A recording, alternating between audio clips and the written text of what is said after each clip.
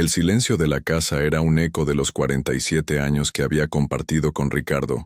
Cada crujido de la madera, cada susurro del viento contra los ventanales, parecía una sílaba suelta de su nombre. Hacía 6 meses que se había ido, y yo, Elena, a mis 68 años, me había convertido en una arqueóloga de recuerdos, desenterrando momentos felices de entre los escombros de la ausencia. La vida se había vuelto una rutina de tés de manzanilla, llamadas con mi hija Sofía desde Los Ángeles, y la contemplación serena del jardín que Ricardo tanto amaba. Pero la quietud, como un río que parece dormido en la superficie, a menudo esconde corrientes profundas y turbulentas. La mía se rompió una mañana de martes con el sonido del timbre. Era un mensajero con un sobre grueso y membretado. Notaría Pública 14 de Aguascalientes. El corazón me dio un vuelco, un aleteo de pájaro asustado contra las costillas. Aguascalientes, un nombre que no había pronunciado en más de 30 años, un lugar sepultado bajo capas de dolor y un pacto de silencio con mi propia memoria. Dentro del sobre, un lenguaje legal y frío me informaba que era la única heredera de una propiedad y una cuenta de inversión que mi difunto esposo mantenía en su ciudad natal. Para reclamarlas, debía presentarme en persona. La carta detallaba la dirección de una casona en el centro histórico y una suma de dinero que me hizo sentar de golpe. No era una fortuna que cambiara la vida de un magnate, pero para mí, una mujer que había vivido cómodamente pero sin excesos, era una cantidad que garantizaba no solo mi tranquilidad, sino también el futuro de mis nietos. Ricardo nunca me había hablado de eso. En nuestras décadas juntos habíamos construido un mundo, pero ahora descubría que había una habitación secreta en ese mundo, una puerta que él nunca abrió para mí. Y esa puerta estaba en Aguascalientes. El nombre de la ciudad resonaba en mi cabeza, y con él, otro nombre, Javier, mi primo, mi compañero de juegos, mi confidente de la adolescencia, el hermano que la vida me dio, y el recuerdo de su muerte, tan violenta, tan absurda, regresó con la fuerza de una ola helada. Tenía 25 años, una vida por delante, y todo terminó en una noche confusa, en un supuesto accidente automovilístico. Fue justo antes de que yo me casara con Ricardo. Después de aquello, mi familia se fracturó y yo me alejé de ese lugar para siempre, llevándome a Ricardo conmigo a la Ciudad de México. La última conversación que tuve con Javier volvió a mi mente con una claridad aterradora. Estábamos sentados en la orilla de un estanque, días antes de su muerte. Él estaba preocupado, más serio de lo habitual. «Prima», me dijo con la mirada perdida en el agua, «si alguna vez te pasa algo, si alguna vez te sientes en peligro aquí, prométeme una cosa». Lo miré confundida. «¿Qué cosa, Javi?» Él tomó mi mano, sus dedos fríos a pesar del calor de la tarde. «Nunca cruces el puente. El grande, el que lleva a la hacienda de los abuelos. Si algo pasa, no lo cruces. Da la vuelta y vete. No preguntes, solo prométemelo». Su insistencia me asustó. «¿Por qué dices eso? ¿Qué pasa en ese puente?» Él solo negó con la cabeza. «Tú solo prométemelo, Elena, por lo que más quieras». Se lo prometí, más para calmar su angustia que por entenderla. Días después, estaba muerto. Y la noticia oficial fue que su coche había perdido el control, justo en ese puente. La herida que pensé cicatrizada se abrió de nuevo, supurando un dolor antiguo y preguntas sin respuesta. ¿Por qué Ricardo me ocultó esa herencia? ¿Y qué tenía que ver todo con la advertencia de Javier? Mi hija Sofía, siempre pragmática, me llamó esa tarde. «Mamá, ¿estás segura? Aguascalientes. Tienes muy malos recuerdos de ahí. ¿No puede un abogado arreglar todo? Yo puedo buscarte uno de los mejores, de esos que tienen oficinas en Beverly Hills si es necesario». Su voz, llena de amor y preocupación, era una tentación. Podía quedarme en mi zona de confort, en mi silencio seguro. Pero algo dentro de mí, una lealtad a la memoria de Ricardo y una deuda con el fantasma de mi primo, me impulsó a negarme. «No, mija, tengo que ir yo. Hay algo que necesito entender». Colgué el teléfono y me quedé mirando por la ventana. La decisión estaba tomada. No era por el dinero, aunque sería una bendición. Era por los secretos. Los secretos tienen peso, y yo había cargado con ellos durante demasiado tiempo sin siquiera saberlo. Empaqué una pequeña maleta, con ropa sobria y un rosario de plata que mi madre me había regalado. Mientras lo hacía, me di cuenta de que no estaba empacando solo ropa, sino también mi valor, mi determinación y una fe temblorosa en que podría enfrentar lo que fuera que me esperara al otro lado de ese puente. La noche antes de viajar, apenas dormí. Soñé con Javier, con su risa fácil y sus ojos llenos de vida. Y en el sueño, él me miraba con la misma seriedad de aquella tarde en el estanque y repetía una y otra vez: «No cruces, prima, no cruces». Desperté con el corazón acelerado, las palabras resonando en el silencio de mi habitación. Era una advertencia desde el más allá, un eco de un amor que ni la muerte había podido silenciar. Pero la advertencia de un fantasma competía ahora con el misterio de un esposo, y yo tenía que saber. Tenía que entender por qué el hombre con el que había compartido mi vida me había dejado un último rompecabezas, cuya pieza final se encontraba en el único lugar del mundo al que había jurado no volver. El viaje en autobús fue un túnel del tiempo. Los paisajes áridos del centro del país se sucedían por la ventanilla, cada kilómetro acercándome más a un pasado que había intentado extirpar. Aguascalientes me recibió con un sol plomizo y un aire denso, cargado de memorias. La ciudad había crecido, se había modernizado, pero el corazón de su centro histórico parecía detenido en el tiempo. Las fachadas de cantera rosa, las plazas arboladas, los balcones de hierro forjado, todo era un escenario familiar para un drama que yo creía olvidado. Me registré en un pequeño hotel cerca del Jardín de San Marcos, un lugar discreto y tranquilo. Dejé mi maleta y, sin pensarlo 2 veces, tomé un taxi. «Al puente de la Ciénaga, por favor», le dije al conductor, la voz saliéndome más firme de lo que me sentía. El taxista, un hombre mayor con un bigote cano, me miró por el retrovisor. «¿Al puente viejo? ¿Segura, doñita? Casi nadie va por ahí ya, con la autopista nueva». «Segura», respondí, apretando el rosario en el bolsillo de mi abrigo. A medida que nos acercábamos, sentía una presión en el pecho, una angustia física que me dificultaba respirar.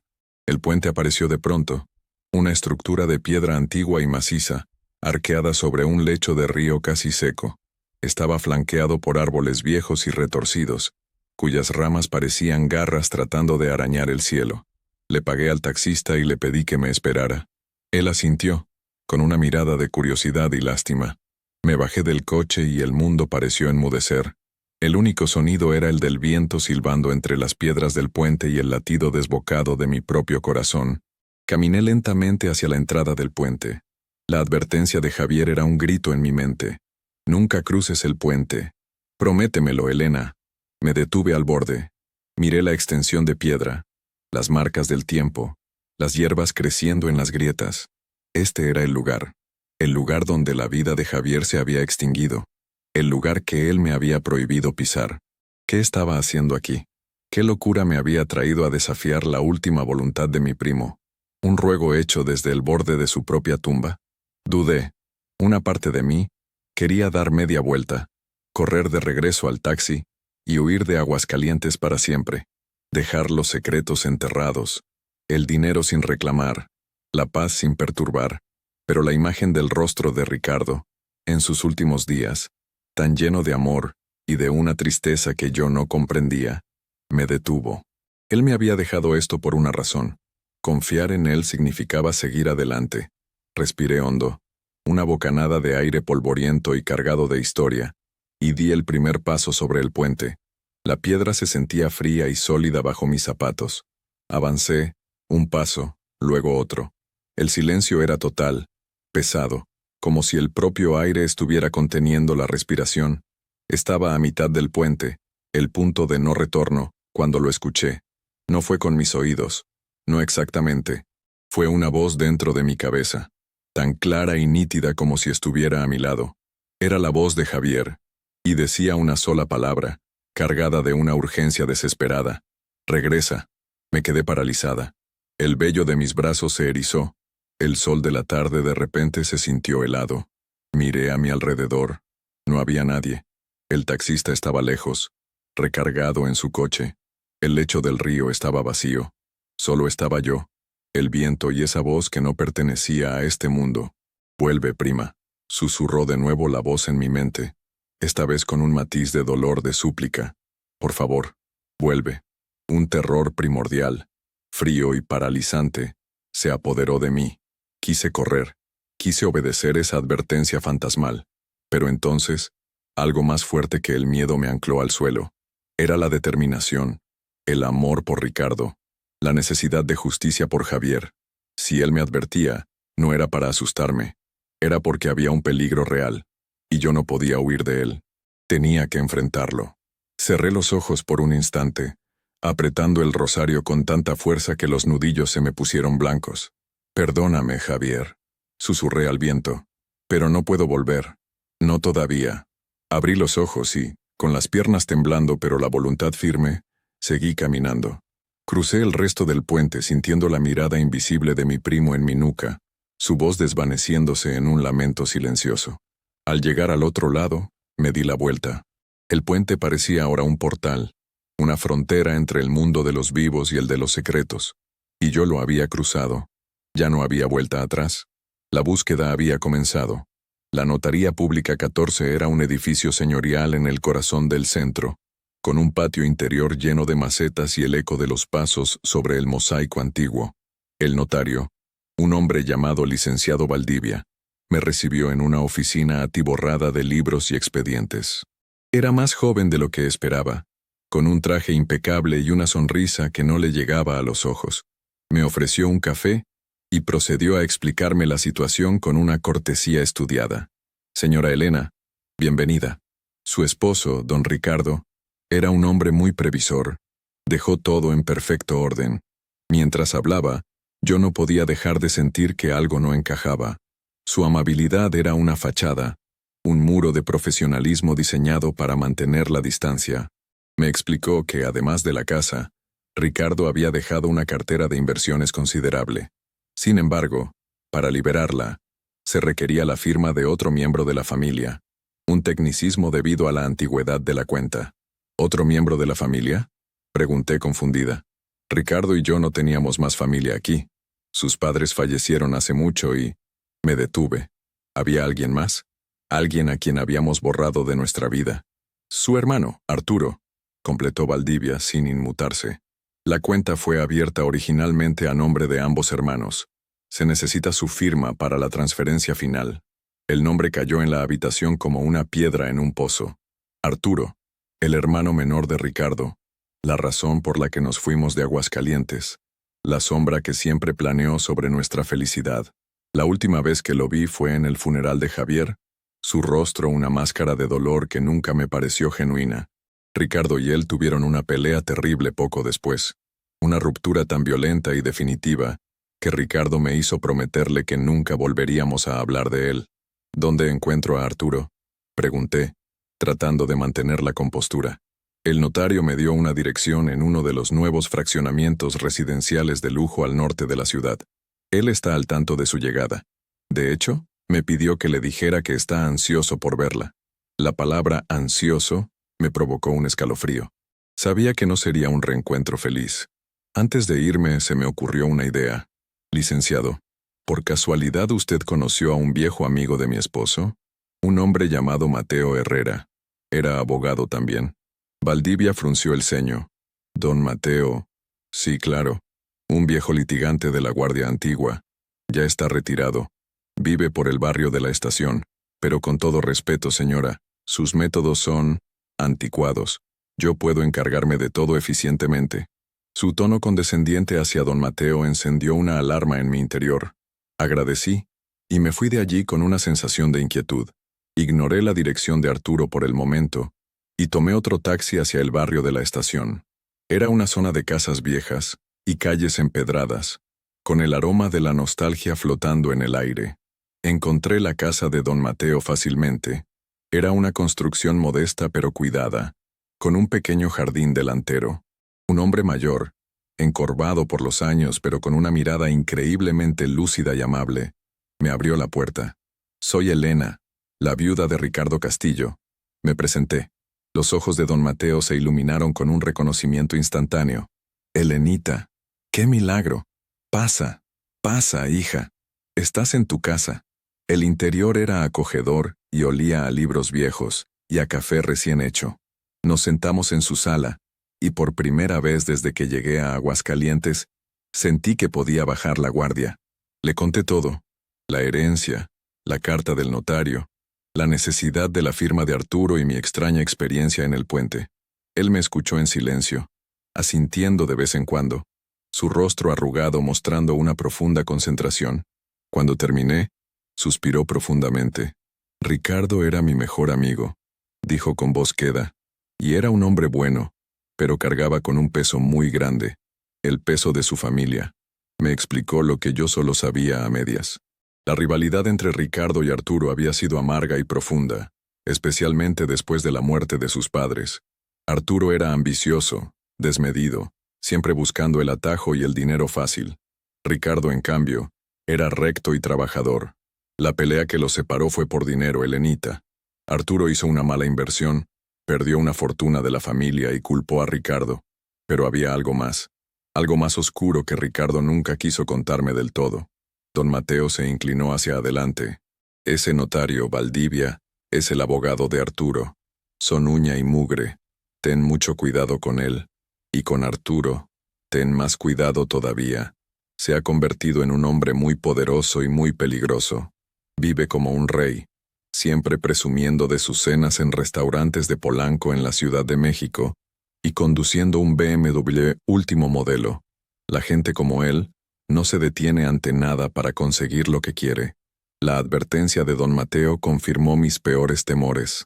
No estaba aquí solo para reclamar una herencia. Estaba entrando en un nido de víboras.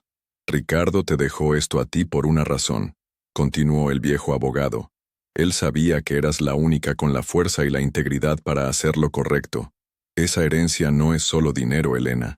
Estoy seguro de que es una llave para abrir esa puerta que él mantuvo cerrada por tanto tiempo. De repente, la advertencia de Javier en el puente cobró un nuevo sentido. No me estaba advirtiendo de un peligro sobrenatural, me estaba advirtiendo de Arturo. El puente era el umbral hacia su mundo, hacia su red de engaños, y Javier, desde donde estuviera, intentaba protegerme. Me despedí de don Mateo con la promesa de mantenerlo informado. Él me dio su número de teléfono. No estás sola en esto, Elenita. La lealtad a un amigo no se acaba con la muerte. Salí de su casa sintiéndome fortalecida, con un propósito claro.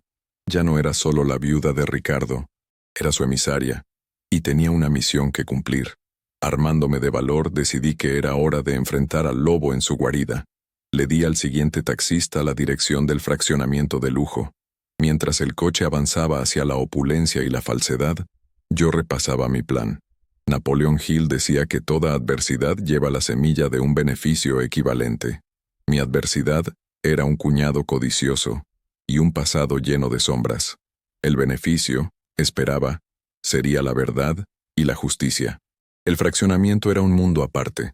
Muros altos, seguridad privada y mansiones que parecían sacadas de una revista de arquitectura. La casa de Arturo era una mole de cristal y concreto, con un jardín impecable y 2 coches de lujo estacionados en la entrada. Me sentí pequeña e insignificante al tocar el timbre. Una empleada doméstica me abrió y me guió a través de un vestíbulo que parecía una galería de arte moderno, hasta una terraza con vistas a una piscina de diseño. Y allí estaba él, Arturo. El tiempo no había sido amable con su alma, pero sí con su apariencia. Mantenía una figura esbelta, un bronceado perfecto, y vestía con una elegancia estudiada. Llevaba unos mocasines Gucci sin calcetines, y un reloj de oro que destellaba bajo el sol. Se levantó de un sillón de diseño y me sonrió. Una sonrisa amplia y blanca que no transmitía ninguna calidez. Elena, cuñada querida, qué alegría verte después de tantos años. Estás igualita. El tiempo no pasa por ti. Su voz era melosa, empalagosa. Me ofreció un abrazo que yo acepté con rigidez. Nos sentamos, y la empleada nos sirvió unas bebidas. Él me preguntó por mi vida, por mi hija, todo con un interés fingido que resultaba casi insultante.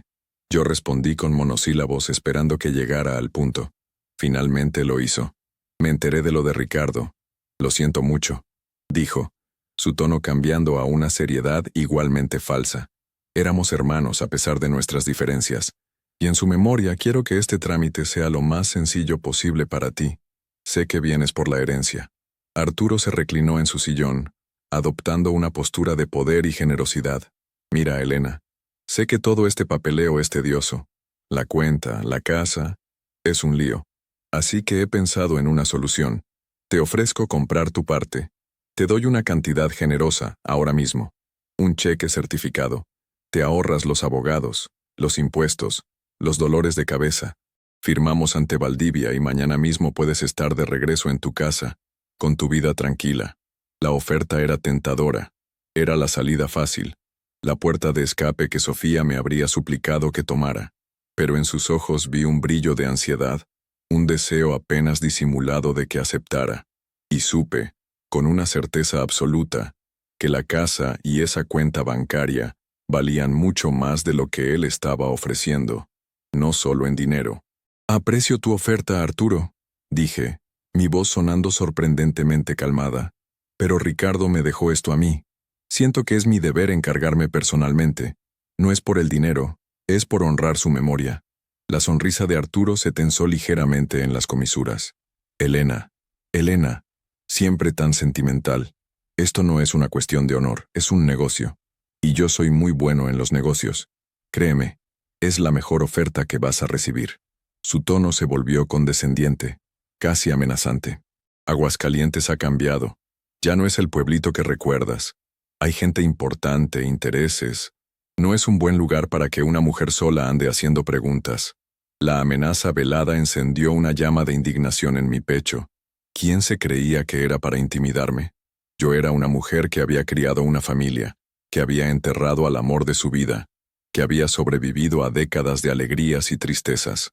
No iba a dejar que un hombrecillo con un traje caro me asustara. Gracias por el consejo, Arturo, pero sé cuidarme sola, respondí, mirándolo fijamente a los ojos. Solo necesito tu firma, como indica la ley. Una vez que el notario prepare los papeles te avisaré. Me levanté para irme. Él se levantó también, su falsa amabilidad evaporada por completo. Su rostro era ahora una máscara de fría hostilidad. Cometes un error, Elena. Un grave error. Hay cosas del pasado que es mejor no desenterrar. Por tu propio bien, deberías aceptar mi oferta y marcharte. Me di la vuelta y caminé hacia la salida sin responder. Sentía su mirada clavada en mi espalda, una mirada llena de veneno. Mientras la empleada me abría la puerta, escuché que gritaba mi nombre. «Elena». Me detuve, pero no me giré. «Te vas a arrepentir de esto. No sabes con quién te estás metiendo». Salí de esa casa y respiré el aire exterior como si hubiera estado conteniendo la respiración bajo el agua. La confrontación me había dejado temblando, pero también extrañamente fortalecida. La batalla estaba declarada. Ya no había dudas. Arturo escondía algo tan valioso o tan terrible que estaba dispuesto a amenazarme para protegerlo, y yo estaba decidida a descubrir qué era. Regresé al hotel y llamé a don Mateo. Le conté la conversación con Arturo, su oferta y su amenaza. Era de esperarse, dijo el viejo abogado con calma. El perro que ladra es porque tiene miedo de que le quiten el hueso.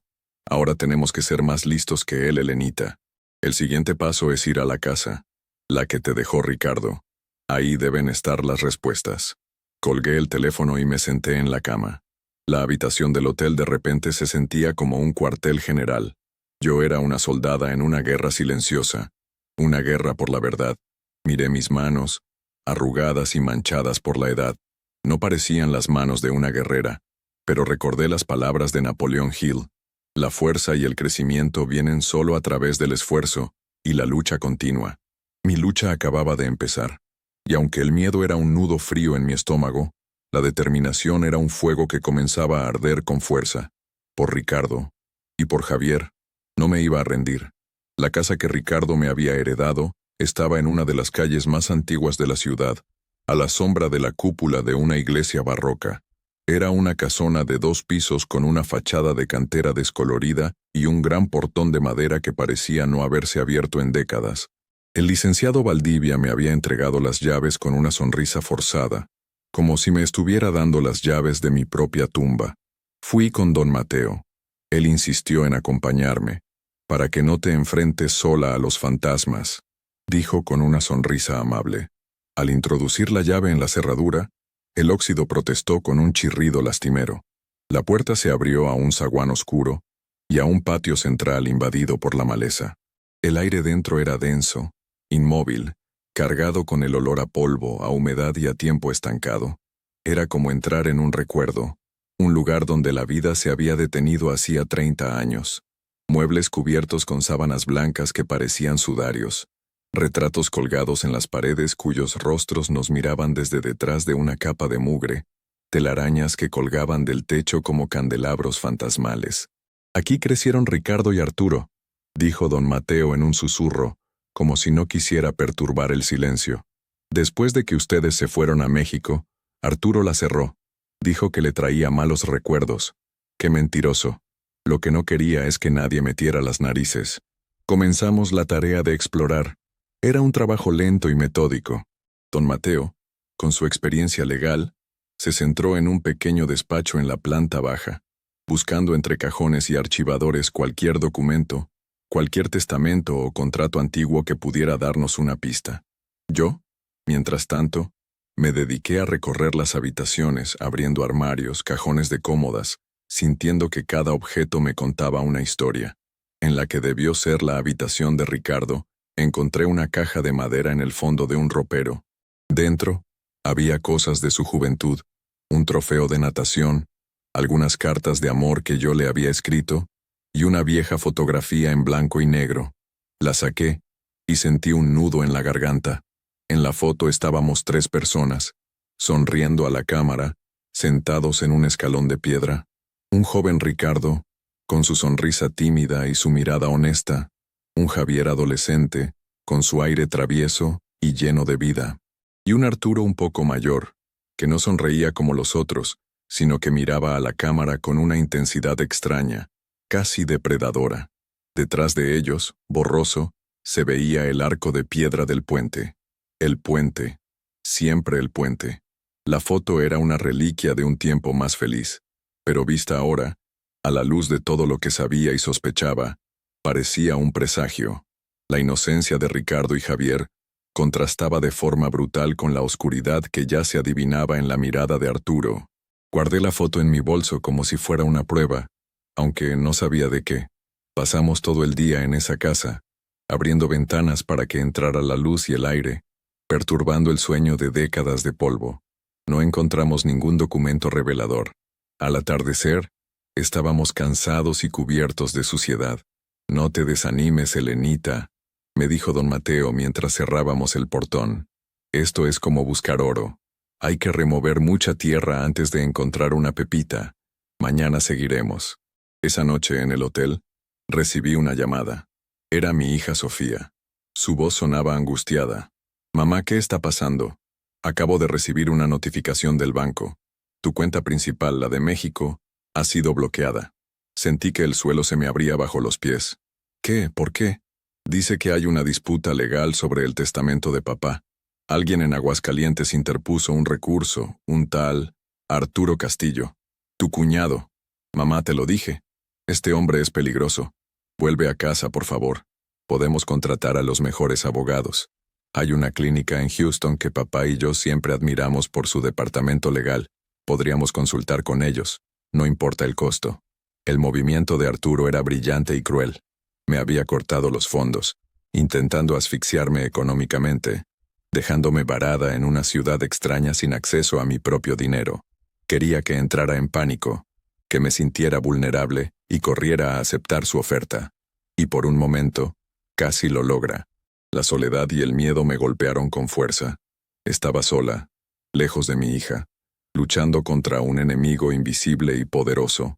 Me senté en la cama, con el teléfono en la mano, y las lágrimas de frustración me quemaron los ojos. Pero entonces, la imagen de la fotografía vino a mi mente. La sonrisa de Ricardo, la vitalidad de Javier, la mirada sombría de Arturo. No, no podía rendirme. Esto ya no era por el dinero, era por ellos. «No te preocupes, mija», le dije a Sofía, tratando de que mi voz sonara más segura de lo que me sentía. «Tengo algo de efectivo. Y tengo un buen amigo aquí que me está ayudando. Esto es solo una táctica para asustarme. No voy a dejar que gane. Pero mamá, confía en mí, Sofía. Tu padre me enseñó a ser fuerte, y ahora es cuando tengo que demostrarlo. Te quiero. Colgué antes de que pudiera protestar más. Me quedé en silencio, en la oscuridad de la habitación. La estrategia de Arturo era clara: aislarme y presionarme, pero él no contaba con mi determinación, ni con la lealtad de don Mateo, y sobre todo, no contaba con que yo no estaba dispuesta a dejar que la memoria de mi esposo y de mi primo fuera manchada por su codicia. Esa noche mi reflexión no fue de miedo, sino de estrategia. Tenía que pensar como un general, no como una víctima. ¿Qué es lo que Arturo temía tanto que saliera a la luz? La respuesta tenía que estar en esa casa. No en documentos legales obvios, sino en algo personal, algo que Ricardo hubiera escondido, sabiendo que solo yo, con mi conocimiento de su forma de ser y de pensar, podría encontrar. Al día siguiente, regresé a la casa, esta vez sola. Tenía un nuevo plan. Ya no buscaba papeles, buscaba a Ricardo. Recorría las habitaciones tratando de pensar como él. ¿Dónde escondería un hombre metódico y reservado como él algo de vital importancia? No sería en un lugar obvio. Sería en un lugar que tuviera un significado personal para él. Recordé su afición por la carpintería. En la parte trasera de la casa había un pequeño taller, lleno de herramientas oxidadas y madera apolillada. Pasé horas allí, revisando cada rincón. Detrás de un viejo banco de trabajo encontré un tablón de madera suelto en la pared. Al quitarlo, descubrí un pequeño hueco. Y dentro, envuelto en una bolsa de tela encerada para protegerlo de la humedad, había un viejo cuaderno de contabilidad y un fajo de cartas atadas con un cordel. El corazón me latía con fuerza. Lo había encontrado. Me senté en el suelo polvoriento del taller y abrí el cuaderno. No era un cuaderno de contabilidad normal. Eran los diarios de Ricardo, de los años previos a nuestra partida de Aguascalientes. Comencé a leer, y el mundo a mi alrededor desapareció. La caligrafía de mi esposo me transportó a un pasado que yo solo conocía a medias. Página tras página, describía con un detalle doloroso sus crecientes conflictos con Arturo. Hablaba de la ambición desmedida de su hermano, de sus negocios turbios, de cómo malversaba el patrimonio familiar. Y entonces llegué a la parte que lo cambió todo. Ricardo había descubierto que Arturo estaba involucrado en un fraude a gran escala con unos terrenos ejidales, estafando a campesinos humildes. Javier, que trabajaba con ellos en el negocio familiar, también lo descubrió. Y Javier, con su corazón noble y su fuerte sentido de la justicia, confrontó a Arturo. Quería denunciarlo, devolver el dinero. Las últimas páginas del diario eran casi ilegibles, manchadas por lo que parecían ser lágrimas. Ricardo describía la noche de la muerte de Javier. No había sido un accidente. Arturo y Javier habían discutido acaloradamente en la oficina. Javier le dio un ultimátum. O devolvía el dinero y confesaba, o él iría a la policía al día siguiente. Esa noche, Arturo lo citó en el puente, con el pretexto de arreglar las cosas. Según Ricardo, que había reconstruido los hechos a través de testigos a los que Arturo había sobornado para que callaran, Arturo saboteó el coche de Javier, manipuló los frenos. No quería matarlo, según escribió Ricardo en una entrada desesperada, solo darle un susto, que tuviera un accidente menor para que estuviera en el hospital y no pudiera hablar. Pero el plan salió horriblemente mal. Javier perdió el control del coche a gran velocidad y se estrelló. Arturo, en lugar de ayudar, huyó de la escena, dejando que mi primo muriera solo. La voz de Javier en el puente, «Regresa, prima, vuelve», no era solo una advertencia sobre el peligro que representaba Arturo. Era el eco de su propia muerte, un intento desesperado de evitar que yo me acercara al hombre que lo había asesinado. Y Ricardo, mi pobre Ricardo, había vivido con esa culpa durante más de 40 años. No tenía pruebas suficientes para llevar a Arturo a la justicia, sin arriesgar a toda la familia a un escándalo y a la ruina, ya que Arturo lo había amenazado con implicarlo falsamente. Así que eligió el silencio. Se alejó, me protegió de esa horrible verdad y cargó con ese peso en solitario hasta el día de su muerte. La herencia no era un regalo, era una confesión. Era su forma de darme las herramientas para que, si yo tenía el valor, pudiera finalmente hacer justicia. Junto al diario estaban las cartas. Eran de los campesinos estafados, suplicando ayuda, y copias de los documentos fraudulentos que Ricardo había logrado salvar. Era todo. La prueba, el móvil, la historia completa. Me quedé sentada en el suelo del taller, llorando en silencio, llorando por Javier por su vida truncada, llorando por Ricardo, por su tormento silencioso, y llorando por mí, por la inocencia perdida y la terrible verdad que ahora descansaba sobre mis hombros. La lucha había cambiado de naturaleza. Ya no era por dinero ni por orgullo, era por la vida de un inocente y por la paz del alma de mi esposo. Con el diario de Ricardo y las cartas en mi bolso, me sentí como si llevara un peso sagrado. Llamé a don Mateo y le pedí que nos viéramos en su oficina. Cuando le mostré lo que había encontrado, el viejo abogado se quitó las gafas y se frotó los ojos. Su rostro una mezcla de tristeza y sombría satisfacción. Lo sabía, murmuró. Sabía que había algo podrido, pobre Ricardo, cargar con esto solo. Y el joven Javier, Dios lo tenga en su gloria. Durante horas, analizamos las pruebas. El diario era una confesión indirecta y una crónica detallada, pero las cartas y los documentos del fraude eran la prueba tangible, el ancla en la realidad que necesitábamos. Esto cambia todo, Elenita, dijo don Mateo, su voz cargada de una nueva energía. Esto ya no es un asunto civil por una herencia. Esto es un caso criminal, homicidio imprudencial, fraude, encubrimiento. Arturo está acabado. Sin embargo, sabíamos que no sería fácil. Arturo era rico y tenía influencias. Podría contratar a un ejército de abogados para desacreditar el diario, para decir que Ricardo era un hombre resentido. Necesitábamos algo más. Necesitábamos una confesión, o al menos, algo que lo incriminara de su propia boca. Y así, urdimos un plan arriesgado, que me ponía a mí en el centro de la tormenta, pero yo era la única que podía hacerlo. Era mi deber. Le pedí a don Mateo que contactara al licenciado Valdivia y le dijera que yo estaba reconsiderando la oferta de Arturo, que el bloqueo de mi cuenta bancaria me había hecho entrar en razón y que estaba dispuesta a negociar. Tal como esperábamos, Arturo mordió el anzuelo. La cita se fijó para el día siguiente, en la misma terraza de su lujosa mansión. Quería que la rendición fuera en su territorio, para saborear su victoria. Antes de ir, don Mateo me dio una pequeña grabadora digital. Es discreta. Ponla en el bolsillo de tu chaqueta y no la toques. Solo habla con él. Llévalo al tema de Javier, de la noche del puente. La gente como Arturo es arrogante. La arrogancia los hace descuidados. Esa noche, apenas pude dormir. Repasaba en mi mente lo que iba a decir, cómo iba a provocarlo sin que se diera cuenta. Sentía un miedo atroz, pero también una extraña calma. La calma de quien sabe que está haciendo lo correcto, sin importar las consecuencias. Al día siguiente, me vestí con sencillez pero con dignidad. Antes de salir del hotel me miré al espejo. Vi a una mujer mayor con el rostro surcado de arrugas y el pelo blanco. Pero mis ojos tenían un fuego que no había visto en años. Era el fuego de la justicia. Llegué a la mansión de Arturo y, como la vez anterior, me hicieron pasar a la terraza. Él estaba allí con una sonrisa triunfante. Sabía que entrarías en razón, cuñada, dijo, sirviéndose una copa de vino caro.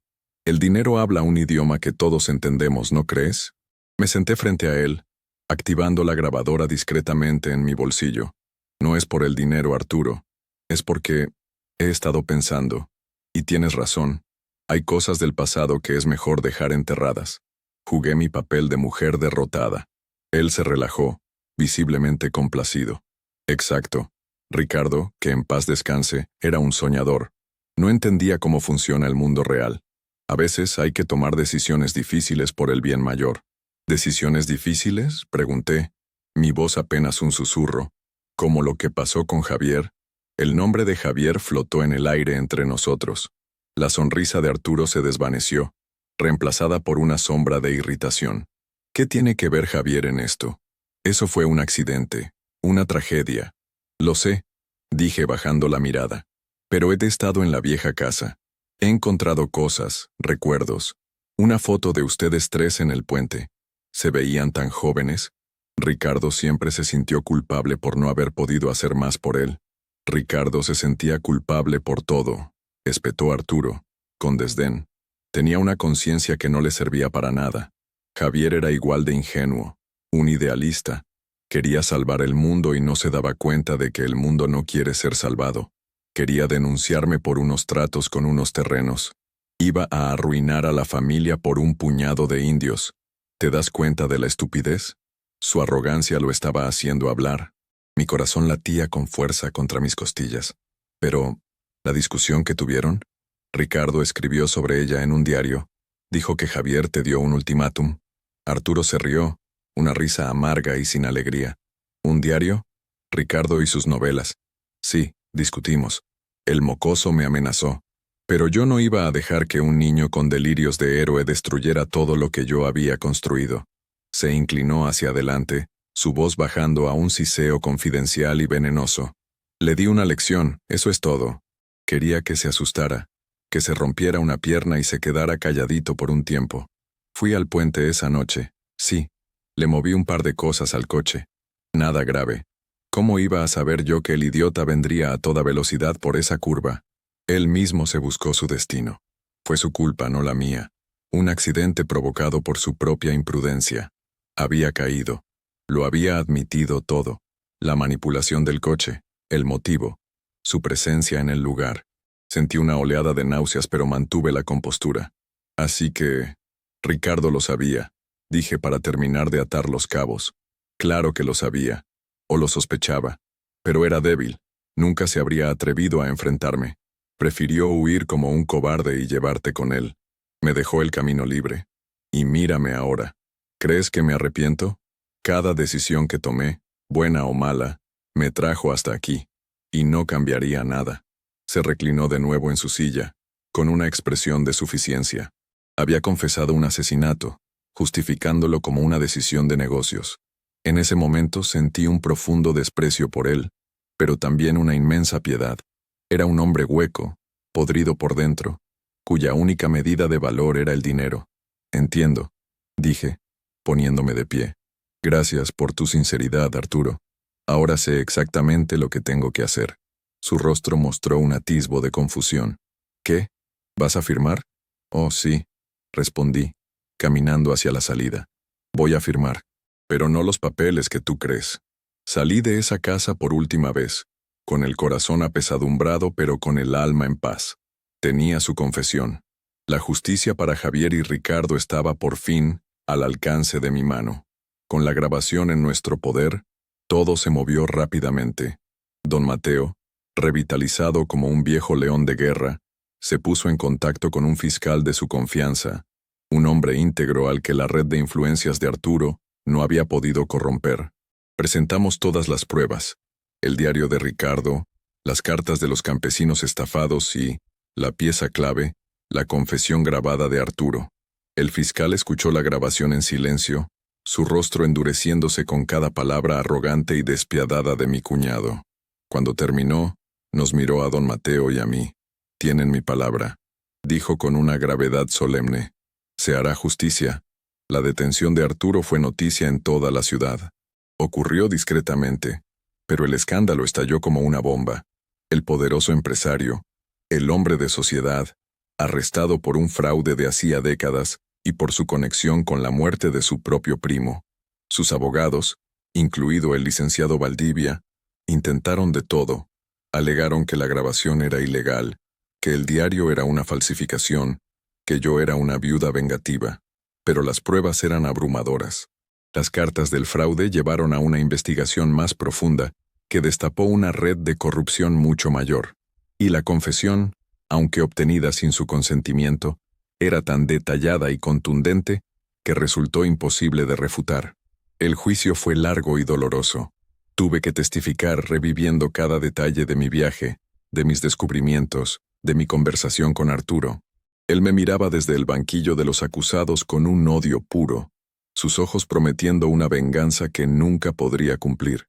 Pero yo no lo miraba a él, miraba al jurado, a los ojos de la gente común, y les contaba mi historia.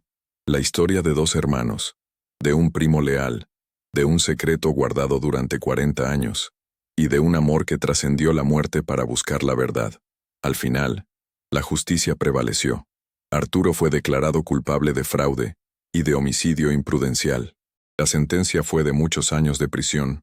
Sus propiedades, construidas sobre cimientos de engaño y dolor, fueron embargadas para reparar, en la medida de lo posible, el daño que había hecho. El licenciado Valdivia fue inhabilitado por complicidad. El imperio de Arturo se derrumbó como un castillo de naipes. La herencia de Ricardo finalmente fue liberada. La casa y la cuenta de inversión pasaron a mi nombre, pero para entonces, el dinero había perdido su importancia. Era un símbolo, sí, pero el verdadero legado era otro. Era la paz que sentía en mi alma. Era saber que Ricardo y Javier, donde quiera que estuvieran, podían por fin descansar. Un día, antes de regresar a la Ciudad de México, volví por última vez al puente. El sol se estaba poniendo, tiñendo el cielo de tonos anaranjados y púrpuras. Me paré en el mismo punto donde había escuchado la voz de Javier. El aire estaba en calma. Ya no había susurros, ni advertencias, solo una profunda sensación de paz. Sentí una presencia a mi lado, no como un fantasma, sino como un recuerdo cálido. Imaginé a Javier, sonriendo, dándome un guiño de aprobación, y a Ricardo, tomando mi mano, diciéndome en silencio que estaba orgulloso de mí. Ya no era un lugar de tragedia, era un lugar de cierre, de sanación, un puente que había cruzado para unir el pasado con el presente, la injusticia con la redención. Con el dinero de la herencia, tomé una decisión. No lo quería para lujos. Con la ayuda de don Mateo, creé una fundación con el nombre de Ricardo y Javier Castillo. Usamos la vieja casona familiar, restaurándola y convirtiéndola en un centro de asesoría legal gratuita para la gente humilde de la región, para que nadie más tuviera que sufrir el tipo de estafa que Arturo había perpetrado. El resto del dinero se destinó a becas para jóvenes estudiantes de derecho de familias de bajos recursos. Era la mejor manera de honrar a un hombre justo como Ricardo y a un joven con un corazón noble como Javier. Mi hija Sofía vino a Aguascalientes para la inauguración. Al ver lo que había logrado, me abrazó con lágrimas en los ojos. Estoy tan orgullosa de ti, mamá. Papá también lo estaría. En ese momento, supe que todo había valido la pena. Los miedos, las amenazas, la soledad, todo. De regreso en mi casa de la Ciudad de México, el silencio ya no era un eco de la ausencia. Era un silencio lleno de paz, de propósito cumplido. A menudo me sentaba en el jardín, con una taza de té, y reflexionaba sobre el increíble viaje que la vida me había hecho emprender. Había aprendido que el verdadero valor no reside en la ausencia de miedo, sino en actuar a pesar de él. Había aprendido que la lealtad y el amor son fuerzas más poderosas que la codicia y el odio, y había aprendido que nunca es tarde para buscar la verdad y hacer lo correcto. La vida, como un río, a veces nos lleva por cauces inesperados y turbulentos. Nos enfrenta a puentes que nos da miedo cruzar, pero a veces, solo a veces, al otro lado de ese puente, no solo nos esperan las respuestas que buscamos, sino también la persona más fuerte y valiente en la que estamos destinados a convertirnos. Y esa, me di cuenta, era la verdadera herencia que Ricardo me había dejado. No era una casa ni una cuenta bancaria. Era la oportunidad de encontrar mi propia fuerza, de cerrar viejas heridas y de transformar el dolor del pasado en una luz de esperanza para el futuro. Gracias por llegar hasta el final de esta reflexión. Si estás leyendo esto, quiero que sepas que no estás solo. Ahora, te invito a un momento de calma. Voy a compartir una oración. No importa tu religión, sino tu fe. Una oración pensada para ayudarte, para abrazar a todos los que en silencio luchan, sienten, esperan. Solo cierra los ojos un instante y deja que estas palabras te acompañen. Ten fe, todo va a estar bien. Orar, encenderse por dentro. Hay dolores que nadie ve, dolores que no gritan, no sangran, pero pesan como un velo sobre los hombros.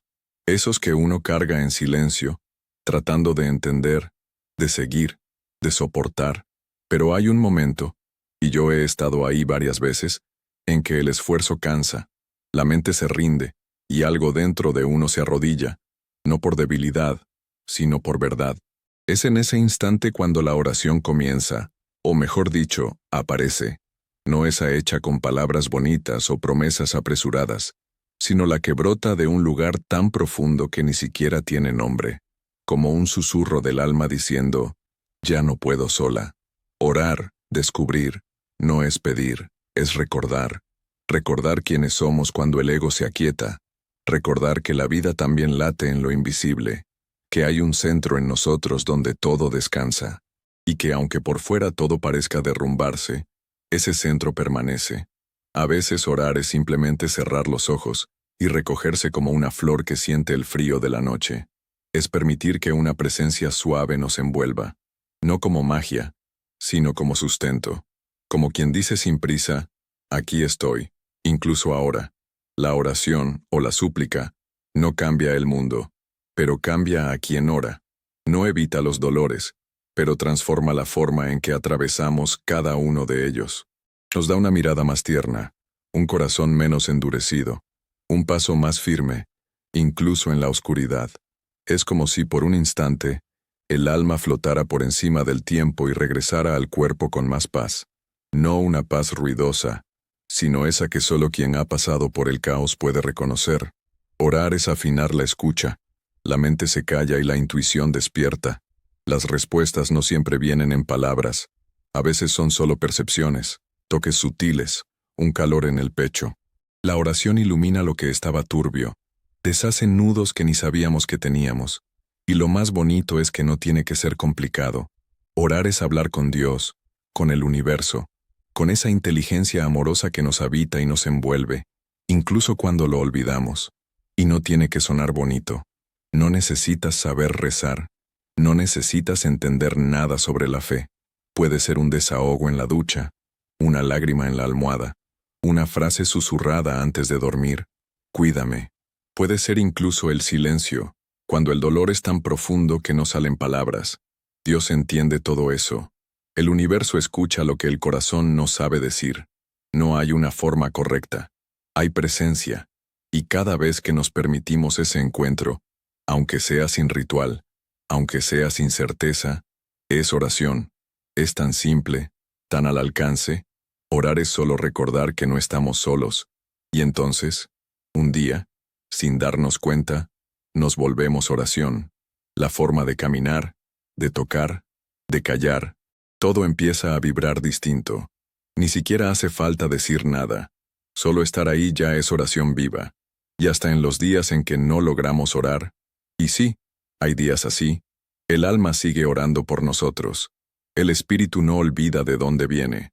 Al final, orar es eso, encenderse por dentro, y dejar que esa luz nos guíe, incluso cuando no sabemos el camino. Ahora me encantaría saber de ustedes. ¿Qué les pareció esta historia? ¿Les ha tocado vivir alguna situación donde tuvieron que sacar una fuerza que no sabían que tenían? Por favor, dejen su comentario, me llena el alma leerlos. No olviden seguir el canal para más relatos como este. Y si tienen alguna idea, alguna historia o algún tema que les gustaría que tratara, díganmelo. Sus sugerencias son un tesoro para mí. Cuéntenme también desde qué ciudad o país me están escuchando. Me da mucha alegría saber hasta dónde llegan estas palabras, como una forma de agradecerles su apoyo y de cuidar nuestra comunidad. Les he dejado un pequeño regalo en los comentarios fijados, un par de recetas de tés relajantes y unos postres deliciosos sin azúcar que a mí me encantan. Es una forma de apapacharnos el cuerpo y el alma. Que Dios los proteja a todos y les llene de bendiciones.